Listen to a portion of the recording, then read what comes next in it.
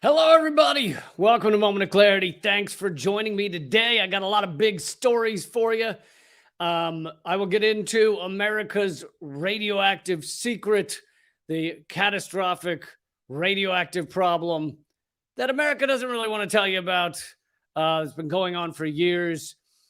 But I also want to show you some videos. I've also got a new report details on how the rich are able to retire, and continue to get millions of dollars even in retirement while average workers suffer. I'll get to that new report soon.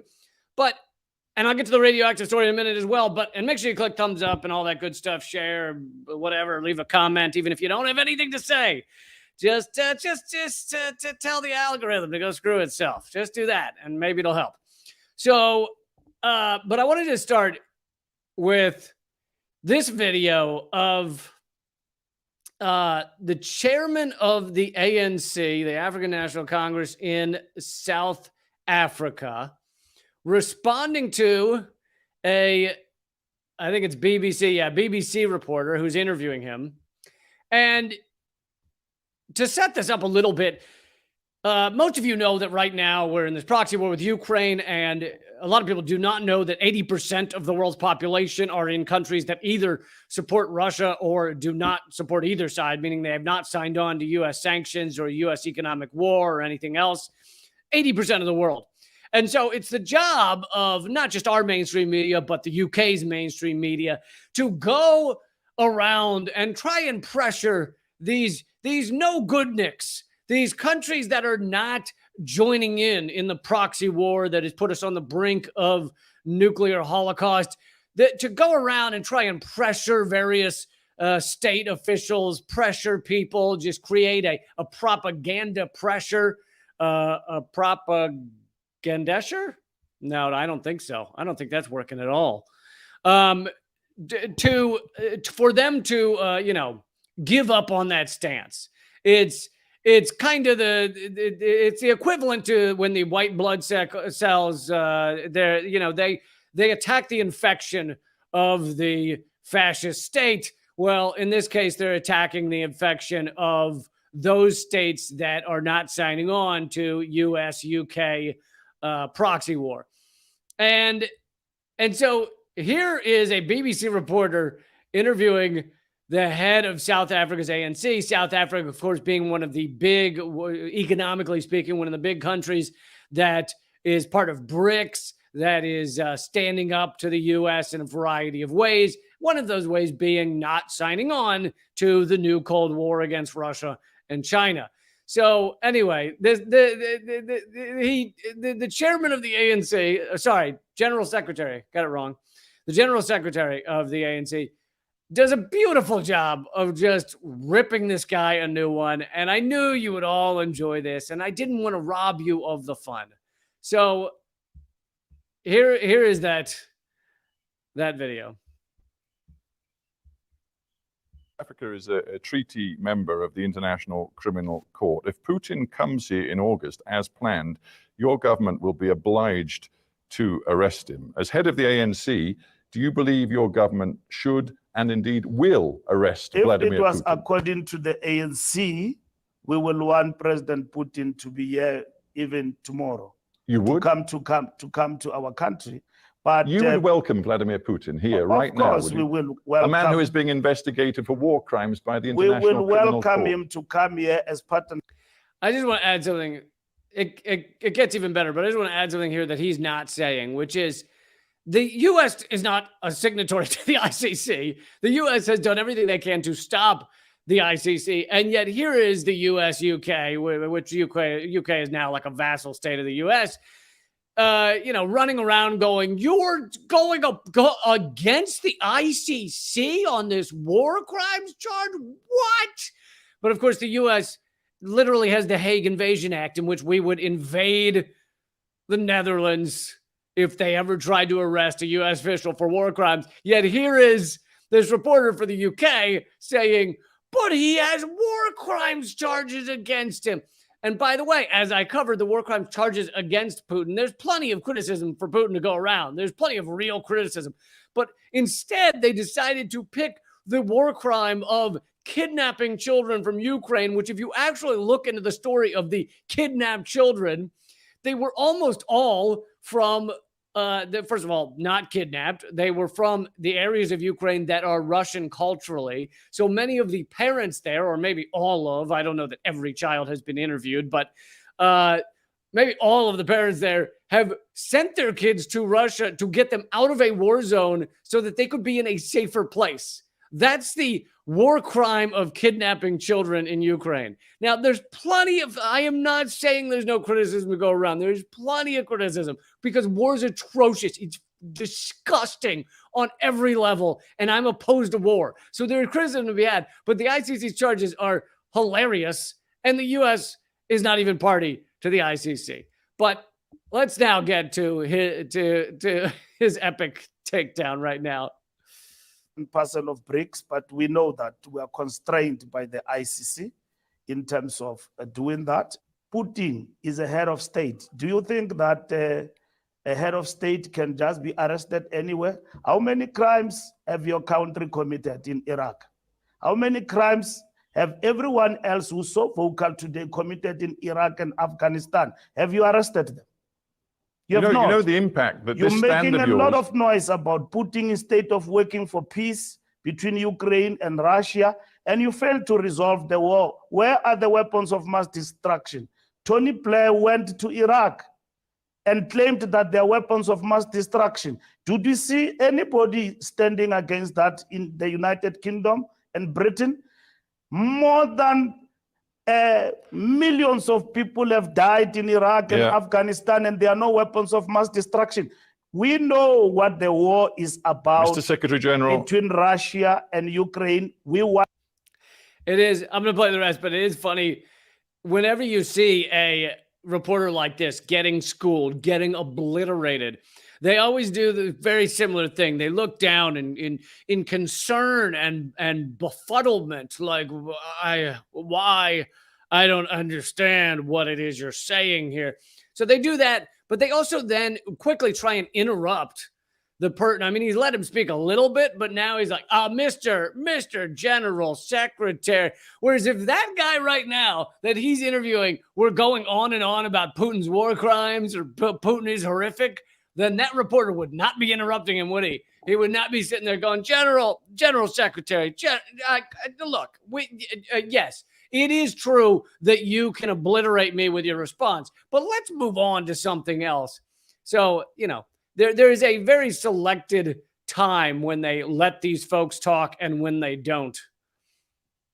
And peace, that's what is important. So that between Russia and Ukraine, we want peace. That's what is important. So that the world can thrive. And organs and institutions of the world that institute world peace must not be conspicuous by their silence in deciding decisively. We don't have much time left. I want to bring it back to domestic South African politics. We don't have very much time left. We never have time left when you're saying the thing I don't want you to be saying, when you're criticizing the US-UK empire for obliterating areas of the world, decimating whole countries, destroying thousands of years of history. We don't have time for you to discuss that, but we do have time for me to move on to a different question that I'm hoping will not get my pants ripped off and my ass shown. So that would be lovely if we can move on to that right now. I mean, this is the job of the mainstream media, both UK and US. I know he's UK, but this is the same as the US. If the US were doing the interview, it'd be exactly the same. It is go there, try and make these no-good nicks who are outside of the US empirical aims, try and get them back into the box of behaving themselves. And also, speaking of behaving themselves, how funny is it to see the white colonizers come back over, interview the people that have finally, to some degree, thrown off their chains and made and created a free country. I mean, it's only been a few years since apartheid was ended, right? And there's still plenty of racism to go around in South Africa. And just a few years after that officially ends, we send mainstream media reporters running over there to try and shame them into doing what we wanted or what we want. I mean, how disgusting is that? It's just so. Anyway, beautiful to see him just tar and feather this guy, because of course they can't answer for any of the things he's saying. And as I've always said, anyone connected to, associated with the entities that were responsible for the lies that got us into Iraq, the lies that allowed for 20 years of destruction of Afghanistan, the lies that have allowed us to turn Syria into a failed state and Libya into a failed state. Like, anyone even connected to the entities, even if this guy, this BBC reporter, wasn't a reporter during that, which he probably was looking at his age, but even if he weren't, he's still working for the entities that did that. So yeah, they should all, we should never hear from them again. I mean, yes, most of them should be in prison, but even if they're not, even if this guy wasn't a reporter, the fact that he's now at the BBC, that manufactures consent for all these wars and all this destruction, I'd say never listen to these guys again at all. And instead, they get the highest paid jobs on the biggest channels. Meanwhile, my show canceled. All right, well, let's move on to the next story, which is America's radioactive secret. I also have a slight update on the Assange situation coming up in a minute. The Assange situation, that really is too nice of a term for it. The Assange torturing, imprisoning of one of the most famous, successful, and iconic journalists of our time. Anyway, but before I get to that, this is an important story about America's radioactive secret radiation problem that is covered essentially not at all in the mainstream media. Luckily, we have this article from Rolling Stone, but that doesn't mean it's getting the type of 24/7 coverage that, a missing airline flight would get. So they start off, they're talking about oil and gas, someone who hauls oil and gas. So this is not like a coal miner. He's not deep in the bowels of the earth. This is just a guy who drives trucks that hauls oil and gas, I don't know, waste product. He hauls a salty substance called brine, a naturally occurring waste product that gushes out of America's oil and gas wells to the tune of nearly 1 trillion gallons a year. This is part of all the externalities, all the pollution, all the destruction that is wrought from our oil. Is that just climate crisis? Is that just the fact that we've created the 6th great extinction, we're destroying the planet? It's also all of these other ways that this stuff is toxic and horrific. And these other ways are rarely ever talked about. 1 trillion gallons a year of this toxic substance, enough to flood Manhattan up to your shin every single day. At most wells, and by the way, I lived in Manhattan for 12 years, you are walking around in shin-deep toxic fluid. That actually is real. So it feels like it. It feels like it.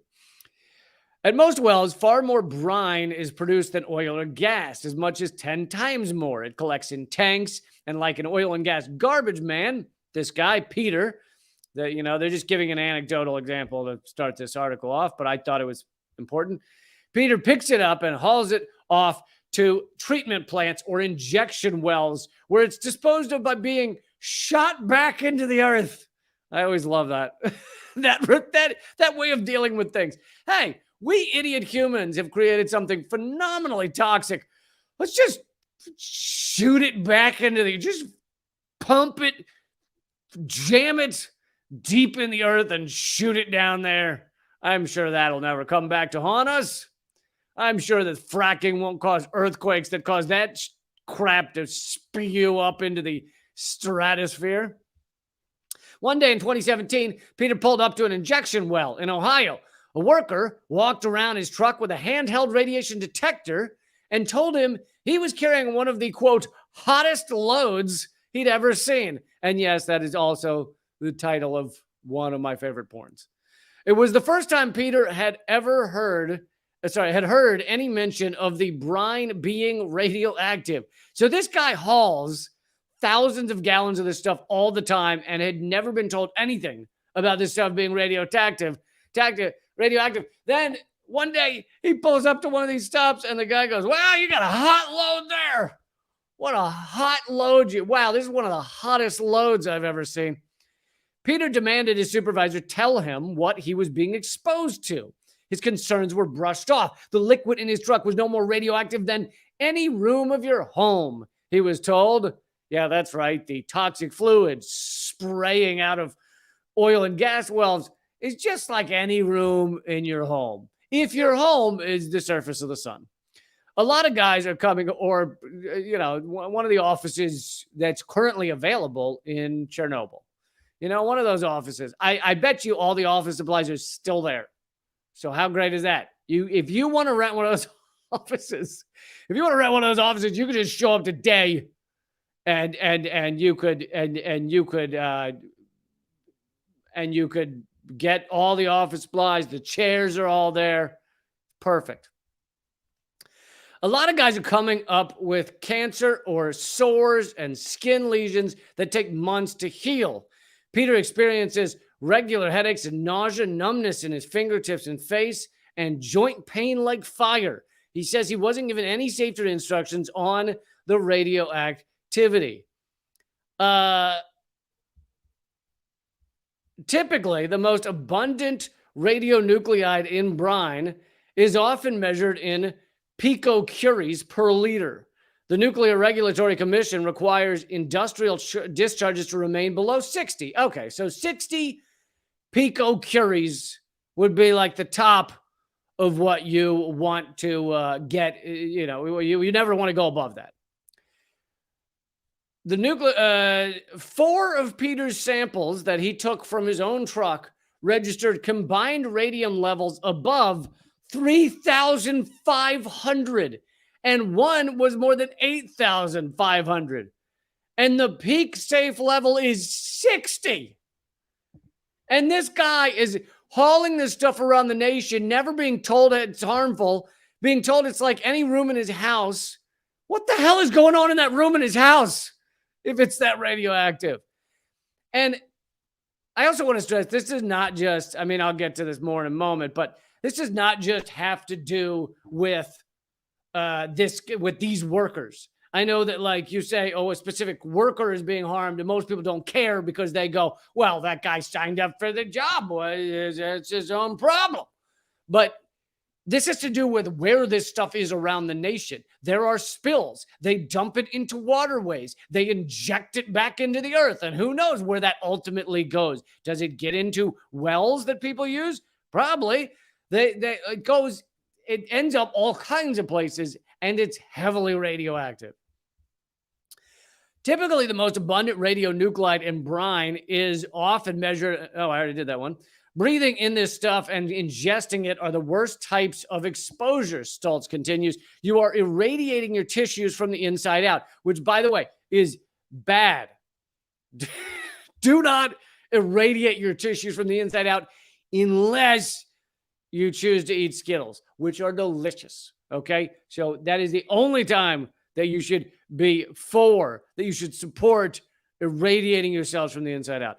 By the way, in case you're wondering about that reference, Skittles is currently involved in a lawsuit in which I believe it's titanium dioxide is in Skittles, which is considered not edible for human consumption, not allowable for human consumption, and it's in Skittles.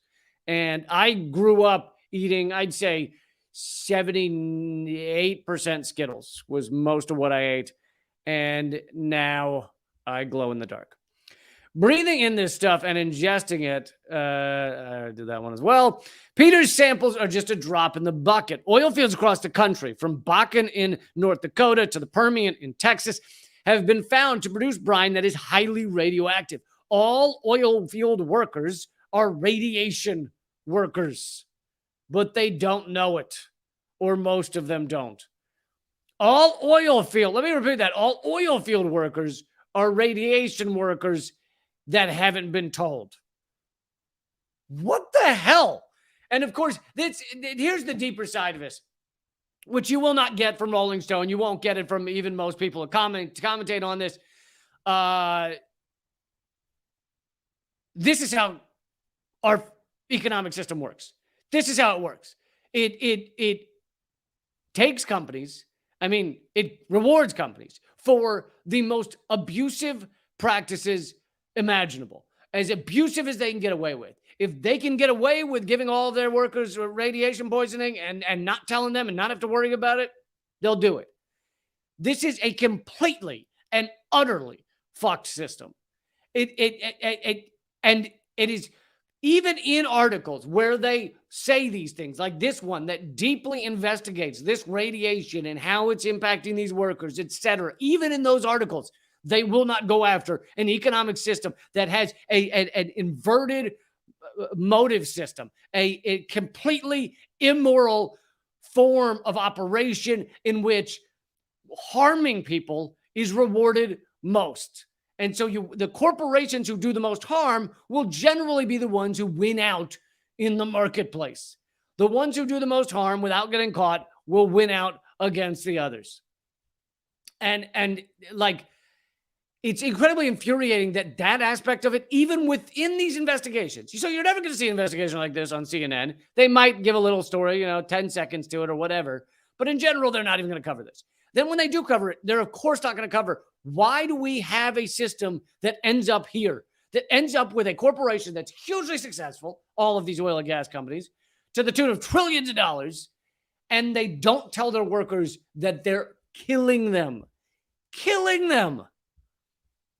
The advent, so then they get into a little bit of fracking. The advent of the fracking boom in the early 2000s expanded the danger, saddling the industry with an even larger tidal wave of waste to dispose of and creating new exposure risks as drilling moved into people's backyards.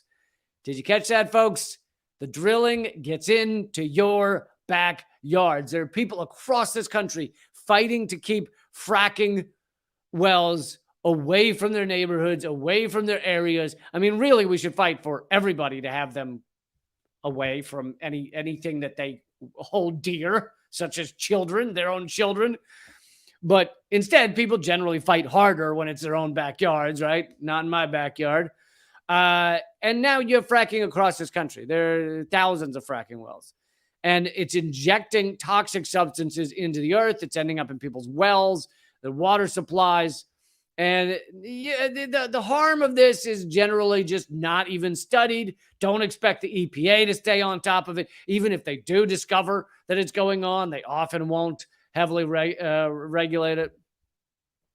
The extent of any health impacts are unknown, mostly because there hasn't been enough testing. Many doctors just aren't aware of the risks. For a time in Pennsylvania, doctors were even banned from discussing some toxic fracking exposures with patients. The controversial medical gag rule was struck down by the state Supreme Court in 2016. In Pennsylvania, for a long time, the doctors were legally forbidden from discussing the harms to your health that fracking could cause. Stop and think about that for a minute. Do you need any more proof that we live in an inverted totalitarian system, a system that is owned by corporations, than the fact that they have the power to legally bind doctors into not talking about the harm of toxic substances? That is about as inverted of a power structure as you can ever have. And here we are acting like best country in the world. Number one, my friends. Number one. Yeah. Get up, get your big foam number one hand. Really, the big foam hand that says USA on the front should be a fist, because I think we're all getting fisted. I think that's pretty much how the U.S. works right now. There was one other part I wanted to tell you about in this article. In Pennsylvania's regulators revealed in 2012 that for at least 6 years, one hauling company had been dumping brine into abandoned mine shafts. They just dump it wherever the hell they want. In 2014, Benedict Lupo, owner of Youngstown, Ohio, a Youngstown, Ohio company that hauled fracking waste, was sentenced to 28 months in prison for directing his employees to dump tens of thousands of gallons of brine into a storm drain that emptied into a creek that feeds into the Mahoning River. And that's the exception that proves the rule. That's incredibly rare that a CEO or a higher up in a company actually serves time for harming average Americans, for harming people. That it's incredibly rare.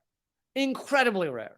So I'm glad it happened, but it's incredibly rare because the ruling elite, which, you know, and the ruling class in general, which you generally includes CEOs and the tops of corporations, they don't go to prison. Even when they're caught for doing something illegal, they pay a fine. Sometimes they have to say they're sorry, although usually a company can get out of that. You know, pay a fine, don't say you're sorry. Because people don't talk enough about how we have an inverted totalitarian system ruled by the corporate state so that corporations control the government, but people don't talk about how they control our legal system enough. Our legal system is largely designed to benefit the rich. So when you say, oh, this judge isn't listening to the law or that one isn't or whatever, it's like some of them are out of their minds. Yeah, that's true. I'm not saying there aren't some lunatic right-wing judges where you sit there going, Jesus Christ, what are they doing? But a lot of them are abiding by the law, but the law is insane. It's lunacy. The gag rules. How about the ag gag rules? You can't film the terror show that goes on inside a factory farm. And people serve time for this stuff. People serve time for releasing animals. I let a baby calf out, and now I'm going to prison for it. Meanwhile, the Sacklers run free, killing hundreds of thousands with the opioid epidemic. The heads of Pfizer and ExxonMobil and Chevron, they're all sprinting around buck naked. No one's arresting them. They don't give a crap. But you let a ferret out, you're serving time, my friend. All right. Obviously, that investigation in that article has plenty more to it, but I felt like those were the key points. And to go back to the fact they were dumping them in open mines, this shows how it's impacting all of us. Like, what area of this nation is free of corporate abuse and toxic dumping? Very few. You got to be at the tippy top uphill. You got to be at the tippity top of a mountain so that all the garbage and toxic fluid runs downhill. And then even if they dumped it up near you, it wouldn't stay there very long. So everybody move to the tops of the mountains and then you'll be fine. Okay, I want to move on to this update about Julian Assange, and then we're going to get to a tale of two retirements, why CEOs get far bigger retirements, far bigger subsidies so that they can retire with more money than we do, or anyone does, really. And the subsidies are the key. I mean, you're not surprised that the rich have rich retirements. That's not really the point. The point is that the rich retirements are subsidized by the rest of us. But okay, I want to get to Assange. And everybody, please take a moment to click subscribe, click thumbs up, share this. In a few minutes, I'll be going to just rumble.com/Lee Camp. And I hope you will join up at leecamp.net. If you do, you will get a free copy of my new ebook, Dangerous Ideas, with brand new columns, some brand new, some best of, but you trust me, there are a lot of dangerous ideas, and you're gonna like them, and you're gonna get some laughs, you're gonna get some tears, it's also gonna make you a little itchy in some of the nether regions. I'm not gonna say why, but it's worth it. It's probably worth it. It's probably worth it. Okay. Here is Stella Assange was on a show recently, and she was asked why she was asked why she can why she's optimistic. Sorry, why she's optimistic about some of the advancements, not advancements. Some of the advancements works, I guess, but some of the updates on what's going on with Assange. So let's watch that.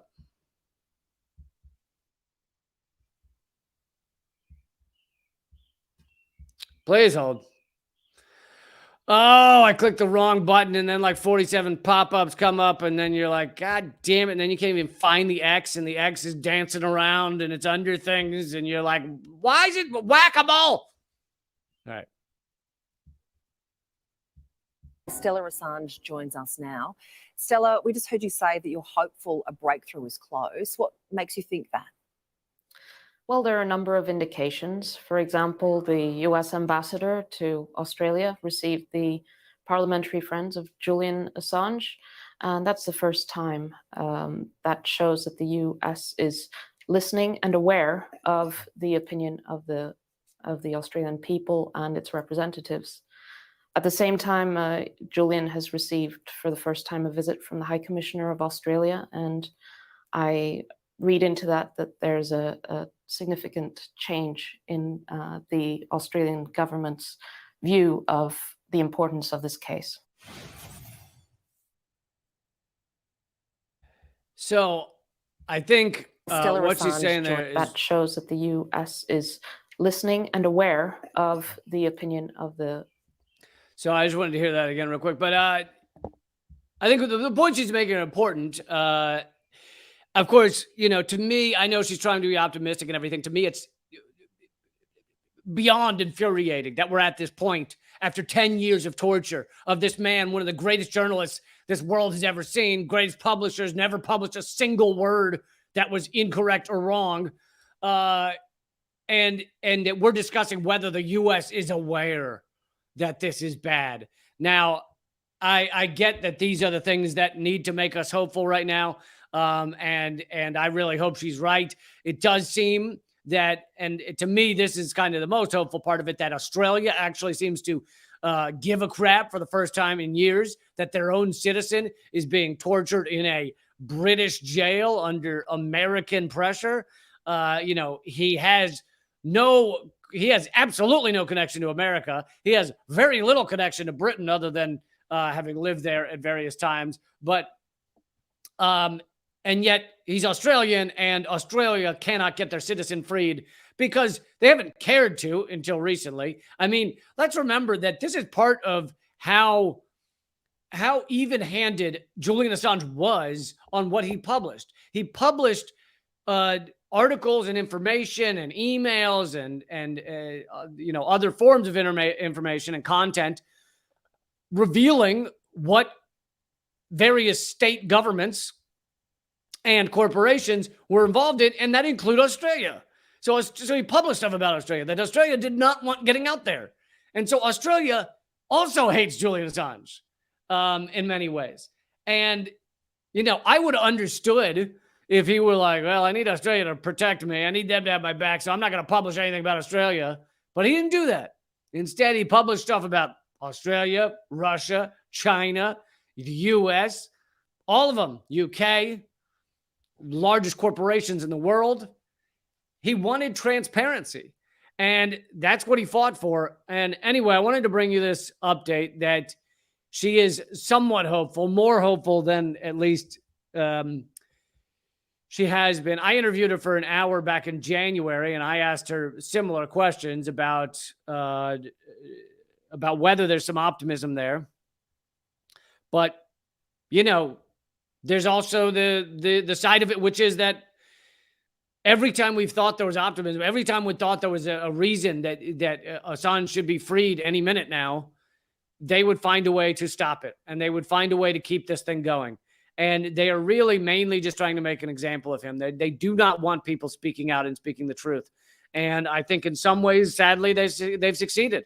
There is no equivalent to WikiLeaks functioning today. Why not?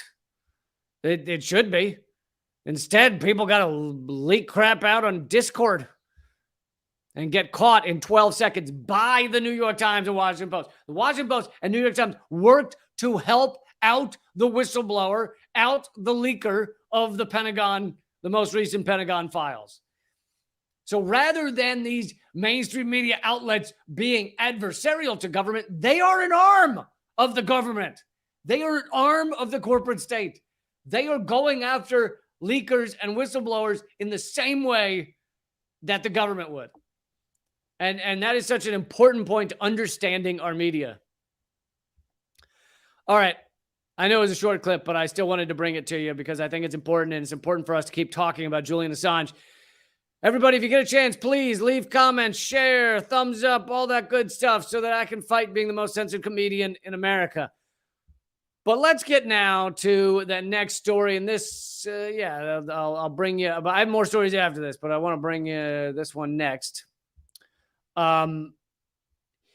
This is from the Institute for Policy Studies that does great work on the inequality in America, the gut-wrenching inequality that has destroyed so many lives, with 64% of Americans saying that each month they are at least somewhat unsure of how they're going to pay for basic necessities. They worry about where that money's going to come from every month. 64%. I mean, there really is no middle class. There's 64% of the country that doesn't know how they're going to pay for basic necessities. Then you have a tiny, probably 10% that basic necessities are covered and they think they're fine. And that is maybe what you would call the middle class. And then you have this top 10 to 20% that is just insanely rich. And those are the percentages of America now. Essentially no middle class. But they do great work. The Institute for Policy Studies does great work about this inequality and finding new and different aspects of it that we do not hear about enough. This is a study on the retirement, subsidizing retirements for the rich. A tale of two retirements, why CEOs get bigger retirement subsidies than the rest of us. The top 5 executives at S&P 500 firms held a combined $8.9 billion in special tax-deferred accounts at the end of 2021. Such perks became even more common over the past year. So this is just 5 executives. You hear $8.9 billion and you think like, okay, well, if that's all the executives of Fortune 500 companies and you add all, no, it's 5. It's 5. 5 dudes. I think they're all dudes. But whatever, 5 people have $8.9 billion in tax-deferred accounts. Now, I want to be careful the way I say these next lines because they're written in such a way that it's quite confusing. At least it was for me. Low-wage employers. So if you hear that real quick, you hear low-wage employers and you go, oh, okay, so these are kind of the employers. These are employers that don't make a lot of money. No, they mean these are the employers of low-wage workers. So these are incredibly rich people. So, like, if you were to call someone a low-wage employer, it sounds like you're like, that guy doesn't make much money. No, he is an incredibly rich motherfucker. That's the technical accounting term for it. Incredibly rich, who employs low-wage people, does not pay his employees very much. And I think they need to find a new term for it because it baffled me at first. Low-wage employers who have low-wage people, have among the largest deferred compensation accounts, while many of their workers can't afford even to contribute to 401k plans. At more than 20 low-wage employers, so again, this is 20 incredibly rich companies that have low-wage workers. So think of Walmart, Dollar Store, all those types of places. Executives have sufficient deferred compensation funds to generate monthly retirement checks larger than their workers' median annual pay. And again, you've got to pay close attention to these terms.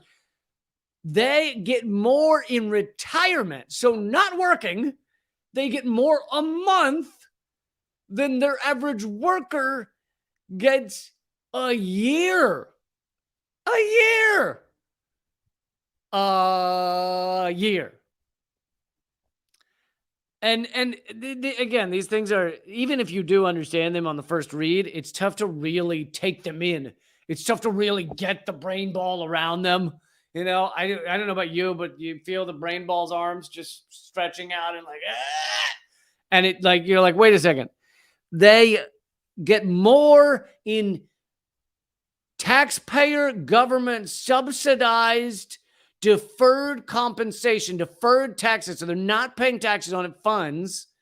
They get more in retirement a month than their average worker of the company they were at gets a year.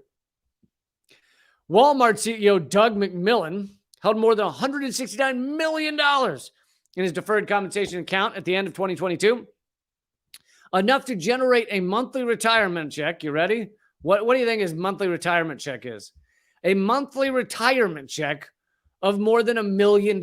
He gets $1 million a month in tax-free deferred compensation, while 46% of Walmart workers have zero balances in their 401ks, have zero retirement. No matter how many years they've been there, 46%, you could be there. I'm sure there's plenty of Walmart workers been there 30 years, have zero in their retirement fund. Median pay at Walmart is $27,000 a year. Median pay, meaning half of their 2 million employees make less than $27,000 a year. Hyatt Hotels board chair and billionaire Thomas Pritzker is sheltering $91 million from taxes in his deferred pot. 36% of the hotel chain's employees have not been able to set aside any funds in their 401ks. Half of Hyatt employees make less than $40,000 a year. So while he's sitting on $91 million in his subsidized deferred compensation pot, his average worker, half. So half of his workers make less than $40,000 and 36% have zero in their retirement funds. 53% of eligible participants in Home Depot's 401k plan have zero balances. Home Depot CEO, by the way, and current board chair Craig Manier is sitting on $14.8 million in deferred compensation. I don't know if it's the same guy, but I know the CEO and I think founder of Home Depot was maybe it is the same guy, was insanely religious, evangelical, and forced his workers to look at giant TVs with Bible quotes on them during lunchtime. So isn't it fun to see a guy who's insanely religious treating his workers like absolute garbage? Don't you love that? That's one hell of a book, that Bible, isn't it? Tells you can treat workers like absolute garbage. Just, you can have millions of dollars in unpaid taxes that retirement fund that doesn't require taxes, so you don't pay it back at all. And you can treat your workers like garbage, so they have no retirement. And you can still be a great Christian. It's just wonderful. Meanwhile, former CEO and current board chair, I already did that, enough to generate a monthly retirement check 3 times larger than the company's median worker pay. That's their annual pay. Again, I don't think the one thing instant policy studies doesn't do well enough is they don't yell keywords of the facts they bring forward. I mean, this stuff is written in font that is some of their words need to be like in 76-point font, just blinking.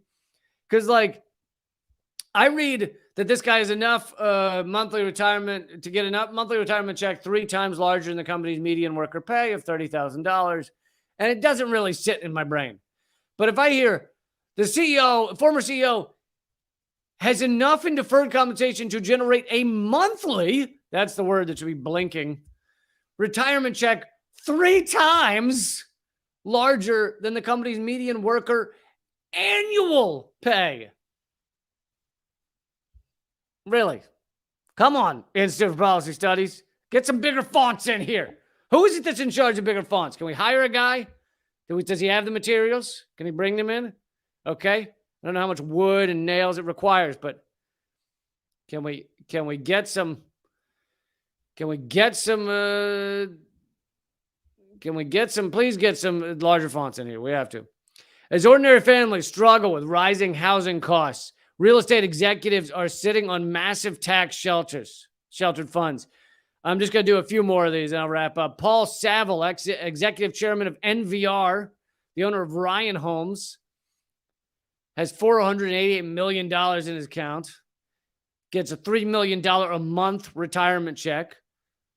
That's 1,500 times as much as a typical American retiree. Two leading rental apartment corporations, Camden Property Trust and Avalon Bay Communities, have crazy amounts of money, $80 million each. Two executives get $80 million each in their accounts. And I'll just read one more. Healthcare executives have amassed huge deferred compensation accounts. Buoyed by taxpayer investments, the CEO of Centene, the nation's largest Medicaid provider.